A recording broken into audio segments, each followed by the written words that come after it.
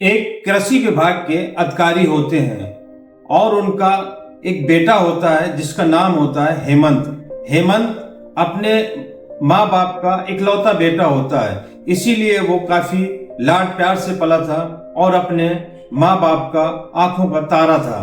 Hemant 9वीं class का छात्र था और वो नाबालिग था। उसकी उम्र लगभग 17 साल थी और एक दिन उसको एक बाइक पसंद आती है और वो अपने पिता से जिद करने लगता है कि पिताजी मुझे बाइक दिला दो।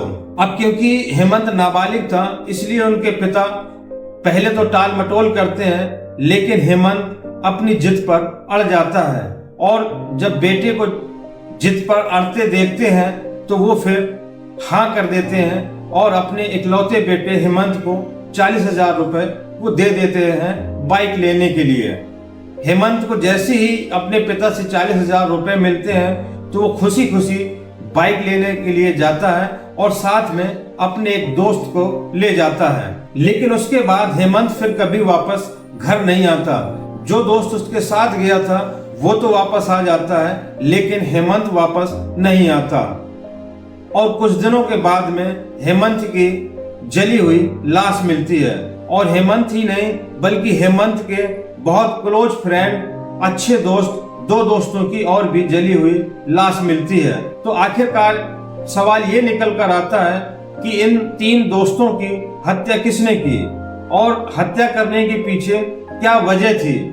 और जब ये मामला पुलिस तक पहुंचा और पुलिस ने जब इस केस की छानबीन की तो जो लोग इस हत्या के पीछे निकल कर आए, तो जब लोगों को पता चला तो लोगों को यकीन नहीं हो सका कि आखिरकार इन लोगों ने हत्या की होगी।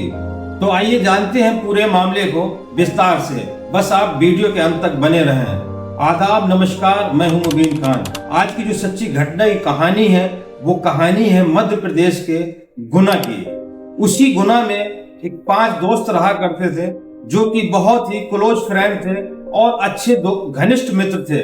बल्कि इन 5 दोस्तों की एक मंडली होती है और ये 5 बच्चे नाबालिग होते हैं। एक दोस्त का नाम होता है हेमंत। हेमंत 9वीं कक्षा का छात्र होता है। दूसरा दोस्त होता है इनका ऋतिक। ऋतिक 10वीं करके उसने पढ़ाई छोड़ दी थी।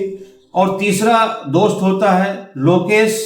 लोकेश भी 10वीं पास करके उसने भी पढ़ाई छोड़ दी थी। चौथा दोस्त होता है हनी दुबे। हनी दुबे 10वीं का छात्र होता है। और एक दोस्त इनका 5वां दोस्त और होता है जो कि इनमें सबसे ज्यादा पढ़ा लिखा था और इन 5 दोस्तों में अच्छी खासी बनती थी। लेकिन ये 5 दोस्तों में कुछ दोस्त पैसे वाले होते हैं, कुछ दोस्त पैसे से कमजोर होते हैं। लेकिन इन 5 दोस्तों में बहुत अच्छी गहरी दोस्ती थी और 5 की जमती भी बहुत थी। एक दिन और इन 5 दोस्तों में सबसे ज्यादा जो पैसे वाला था वो हेमंत था, क्योंकि हेमंत के पिता एक अधिकारी थे और इसीलिए वो पैसे वाला था। और एक दिन हेमंत को एक सेकेंड हैंड बाइक पसंद आती है और वो अपने पिता से बाइक लेने के लिए कहते हैं। पहले तो उनके पिता टाल देते हैं, लेकिन जब हेमंत जिद करता है अपने पिता से तो वो 40,000 रुपए दे देते हैं अपने बेटे को, हेमंत को, बाइक लेने के लिए। और हेमंत अपने दोस्त हनी दुबे के साथ में वो बाइक लेने जाता है। और अब शाम हो जाती है लेकिन हेमंत अपने घर नहीं आता, तो उनके माता पिता को थोड़ा चिंता होती है और वो फिर हेमंत जिस दोस्त के साथ गया था हनी दुबे, उससे पूछते हैं कि बेटा हेमंत तुम्हारे साथ बाइक लेने गया था और अभी तक वापस नहीं आया। तभी वो हनी दुबे कहता है कि अंकल हम लोग तो बहुत पहले आ गए थे और पता नहीं शायद कहीं नई बाइक है तो इधर उधर कहीं गया होगा। लेकिन वहीं पर हेमंत के पिता की टेंशनें बढ़ जाती हैं और वो इधर उधर पता लगाने लगते हैं और हेमंत के मोबाइल पर फोन करते हैं तो हेमंत का फोन भी बंद होता है। तभी वो थाने जाते हैं और अपने बेटे हेमंत की गुमशुदगी की रिपोर्ट दर्ज कराते हैं। पुलिस से बताते हैं वो कि साहब मेरा बेटा बाइक लेने गया था लेकिन अभी तक वो घर वापस नहीं आया। पुलिस वालों को लगा कि शायद बाइक खरीदी है तो बाइक चलाने के शौक की वजह से इधर उधर कहीं चला गया होगा और वो आ जाएगा। और हेमंत के पिता भी अपने घर आ जाते हैं, लेकिन देर रात तक भी हेमंत कहीं नजर नहीं आता। इसके बाद हेमंत के पिता हर जगह अपने रिश्तेदारी में, अपने यार दोस्तों के यहाँ सभी जगह फोन करके हेमंत के बारे में पूछते हैं, लेकिन हेमंत का कहीं पता नहीं चलता। और अगले दिन, क्योंकि ये तारीख होती है 18 मई की, और यानी अगले दिन 19 मई को हेमंत के पिता के पास एक फोन आता है, और उस फोन पर हेमंत के पिता से कहा जाता है कि तुम्हारा बेटा हेमंत हमारे कब्जे में है, और अगर तुम उसकी जान की सही सलामती चाहते हो तो हमें 50 लाख रुपए फिरौती के रूप में दे दो। तभी हेमंत के पिता थोड़ा सा घबराते हैं, लेकिन कहते हैं कि ठीक है, मैं तुम्हें 50 लाख रुपए दे दूंगा। और फोन कटते ही वो सीधा थाने पहुंच जाते हैं और पुलिस को बताते हैं कि दरअसल अभी एक फोन आया था और उस फोन पर मेरे बेटे को हिरासत में ले रखा है और मुझसे 50 लाख रुपए फिरौती के रूप में मांग रहे हैं। और जो फोन आया था वो मेरे ही बेटे के नंबर से फोन आया था। तभी पुलिस को समझ में आ जाता है कि शायद ये अपहरण का मामला है। तभी वो हेमंत का फोन की लोकेशन ट्रेस करते हैं, और जब लोकेशन ट्रेस करते हैं तो पता चलता है कि ये फोन इंदौर से किया गया है। तभी वहां के थाना प्रभारी एक टीम बनाते हैं और टीम को इंदौर भेज देते हैं। जो लोकेशन मिली थी पुलिस को, उसी लोकेशन पर एक टीम भेज दी जाती है, और पुलिस अपने हिसाब से और भी तफ्तीश करने लगती है और हेमंत के पिता से पूछते हैं कि तो आपके बेटे के दोस्त कौन कौन है। तभी हेमंत के पिता कहते हैं कि मेरे बेटे के 4 दोस्त हैं, जो कि बहुत ही जिगरी दोस्त हैं। मेरे बेटे समेत 5 लोगों की इनकी मंडली है। तभी पुलिस उनके सभी दोस्तों को टच करती है तो पता चलता है कि 3 जो दोस्त होते हैं, लोकेश, हनी दुबे और एक और दोस्त, इनमें सबसे ज्यादा पढ़े लिखा है, वो लोग यहीं पर मौके पर गुना पर ही मौजूद थे। लेकिन उन पर उनका एक और दोस्त होता है जो ऋतिक, वो ऋतिक का कोई अता पता नहीं होता। अब पुलिस को थोड़ा सा परेशानी होती है और एक बार को पुलिस को शक भी जाता है कि कहीं ऐसा तो नहीं कि हेमंत के गायब होने के पीछे कहीं ऋतिक का हाथ हो, या फिर ऋतिक को भी अगवा कर लिया गया हो। पुलिस ये सब तफ्तीश में जुटी हुई थी कि एक फोन आता है और उस फोन पे कहा जाता है कि साहब, गुना के जंगल पर एक डेड बॉडी पड़ी हुई है जो कि पूरी तरीके से जल गई है। जैसी पुलिस को सूचना मिलती है, पुलिस आनन फानन पर गुना के जंगल पहुंचती है, और जब उस डेड बॉडी के पास जाती है और जब उस डेड बॉडी की शिनाख्त होती है तो पता चलता है कि वो डेड बॉडी किसी और की नहीं बल्कि हेमंत की दोस्त ऋतिक की होती है। और देखने से साफ पता चल रहा था कि ऋतिक की हत्या की गई है, क्योंकि ऋतिक का गला कटा हुआ था और उसके बाद में उसकी लाश को जलाया गया था, और कुछ ही दूर पर हेमंत का फोन पड़ा हुआ था। पुलिस अब यहाँ से थोड़ा सा उलझ जाती है, क्योंकि जब ऋतिक के डेड बॉडी के पास में हेमंत का फोन मिला तो पुलिस को लगा कि जब फोन किया गया तो शायद लोकेशन इंदौर की थी, लेकिन ये फोन इसके पास कैसे आया। और पुलिस आगे की कार्रवाई फिर शुरू कर देती है और आगे की छानबीन करना शुरू कर देती है। लेकिन जब जैसे ही ऋतिक की डेड बॉडी मिलती है तो हेमंत के माँ बाप का और बुरा हाल हो जाता है, और उनको लगता है कि शायद कहीं ऐसा तो नहीं कि हमारे बेटे के साथ में भी कोई ऐसी अनहोनी हो गई हो। अब ऋतिक की लाश मिलने के बाद में फिर पुलिस का शक दूसरी तरफ घूम जाता है और पुलिस को लगता है कि शायद इस हत्या के पीछे इनके दोस्त लोकेश का हाथ तो नहीं है। और पुलिस इस पर जांच पड़ताल कर ही रही थी कि अगले दिन यानी कि 20 मई को उसी गुना के जंगल पर एक और डेड बॉडी मिलती है, और वो डेड बॉडी लोकेश की होती है। लेकिन इस डेड बॉडी में भी वही सिमिलरिटी होती है जिस तरीके से ऋतिक की डेड बॉडी थी, उसके गले पर कटे का निशान था और बॉडी जलाई गई थी। सेम कंडीशन लोकेश की डेड बॉडी की भी होती है। इसका भी गला कटा हुआ था और इसकी भी डेड बॉडी जली हुई थी।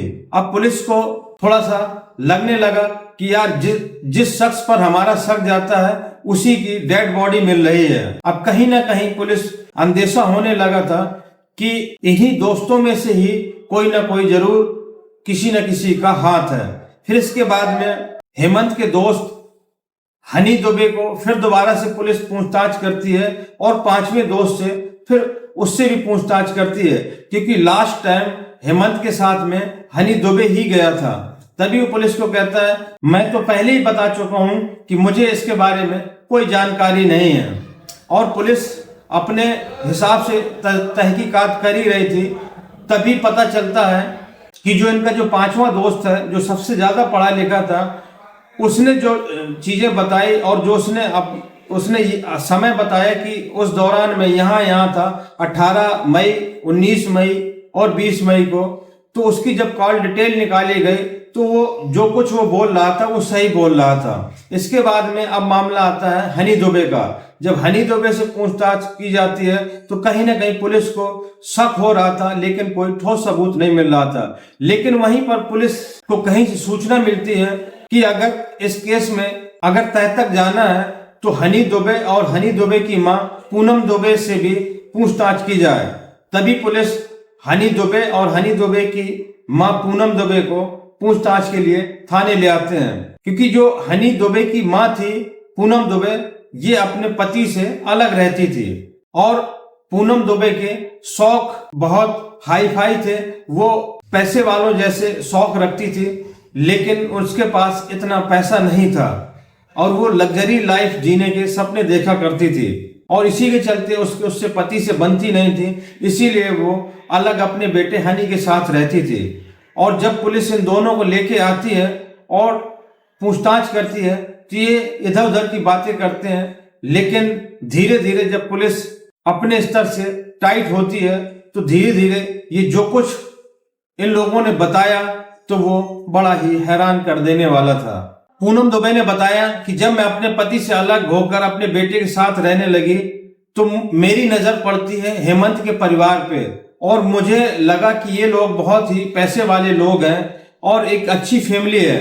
तभी एक दिन मैंने अचानक अपने बेटे से कहा कि बेटे, तुम भी अपने अच्छे दोस्तों के साथ दोस्ती किया करो और जैसे हेमंत कितने पैसे वाले और अच्छे लोग हैं और अच्छे लोगों से तुम भी दोस्ती रखा करो। तभी हनी दुबे कहता ठीक है माँ, और वो धीरे धीरे हनी दुबे हेमंत से दोस्ती कर लेता है और दोस्ती उनकी गहरी हो जाती है और इसके चलते ही हेमंत के और 3 दोस्त होते हैं और उनसे भी हनी दुबे की दोस्ती हो जाती है। अब इन 5 लोगों की मंडली हो जाती है और इसी के चलते, दोस्ती के चलते हेमंत का भी हनी दुबे के घर आना जाना शुरू हो जाता है और हनी की मां पूनम दुबे भी कभी हेमंत के यहाँ तो कभी लोकेश के घर आना जाना इन लोगों का शुरू हो जाता है। और धीरे धीरे पूनम दुबे और हेमंत के बीच में अवैध रिश्ते बन जाते हैं और इनके बीच में शारीरिक संबंध भी बनने लगते हैं और इसका फायदा पूनम भरपूर उठाती है। इसके बदले हेमंत से वो कभी पैसे मांगा करती, कभी ज्वेलरी मांगा करती और हेमंत अपने घर से पैसे चुराकर पूनम दुबे को दे दिया करता, कभी अपने माँ के गहने चुराकर उसको ज्वेलर्स के यहाँ बेचकर पैसे दे दिया करता।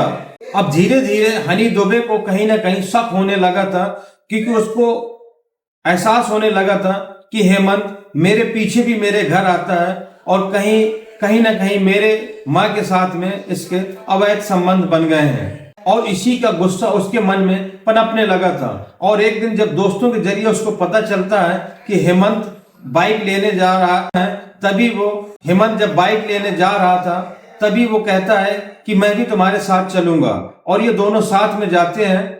और जब रास्ते में होते हैं तो उसको एक एक बात याद आने लगती है हनी दुबे को, इसके और मेरे माँ के बीच में अवैध संबंध है, क्यों ना मैं इसको मार दूं, और इसके पास में अब 40,000 रुपए भी हैं। तभी वो कहता है कि हेमंत, क्यों ना यार हम लोग पार्टी करें। और फिर ये गुना के जंगल में पहुंच जाते हैं और वहां पर अपने दोस्तों को भी बुला लेते हैं। तो वहां पर ऋतिक और लोकेश भी आ जाते हैं। अब ये चारों लोग वहां पर बैठकर बियर वगैरह पीते हैं। अब 5वां दोस्त इनका नहीं आता। वहां पर ये 4 ही दोस्त होते हैं और वहां पर बियर पार्टी करते हैं। और जब बियर पार्टी करने के बाद में जब हनी दुबे को लगता है कि हेमंत को नशा हो गया है, तभी बियर की बोतल फोड़कर उससे हेमंत का गला काट देता है। और गला काटने के बाद पेट्रोल पंप जाता है और वहां से पेट्रोल लाता है और हेमंत की डेड बॉडी के ऊपर पेट्रोल छिड़ककर आग लगा देता है। और ये सब तमाशा हेमंत के दोस्त ऋतिक और लोकेश देख रहे होते हैं। ये कारनामा करने के बाद सीधा हनी दुबे अपने घर पहुंचता है और साथ में उसके 2 दोस्त भी होते हैं। हनी दुबे अपनी माँ को सारी बात बताता है। तभी उसकी माँ कहती है कि ठीक है, जो हो गया सो हो गया, लेकिन उनके दोस्त ऋतिक और लोकेश को पूनम दुबे धमकाती है कि खबरदार अगर तुमने किसी से मुंह खोला और क्यों ना हम हेमंत की लाश से पैसे कमाए। तभी वो प्लान बनाती है और ऋतिक को हेमंत का फोन देकर इंदौर भेज देती है और कहती है कि इंदौर जाकर हेमंत के पिता को फोन करना और उनसे कहना कि तुम्हारा बेटा हेमंत हमारे कब्जे में है और इसके एवज में हमें 50 लाख रुपए चाहिए। और ऋतिक ऐसा ही करता है, हेमंत का फोन लेता है और इंदौर जाता है और इंदौर से फिर हेमंत के पिता को फोन करके फिरौती की रकम मांगता है। लेकिन वहीं पर जो तीसरा दोस्त होता है लोकेश, वो भड़क जाता है और वो कहता है कि मुझे भरोसा नहीं है कि फिरौती की रकम मिलने के बाद तुम लोग मुझे मेरा हिस्सा दोगे, इसीलिए मुझे मेरा हिस्सा पहले चाहिए। तभी हनी दुबे लोकेश से कहता है, अरे तुम परेशान मत हो, तुम्हारा पैसा मिल जाएगा। और तब तक ऋतिक भी वापस आ जाता है इंदौर से और फिर ये लोग कहते हैं चलो पार्टी करते हैं और फिर गुना के जंगल जाते हैं और वहां पर फिर बियर की पार्टी करते हैं। और इसके बाद में जैसे ही लोकेश को नशा होता है तो हनी दुबे फिर उसका बियर की बोतल से गला काट देता है और उसका भी शव जला देता है। और इनके पीछे इनकी माँ भी पहुंच जाती है, पूनम दुबे।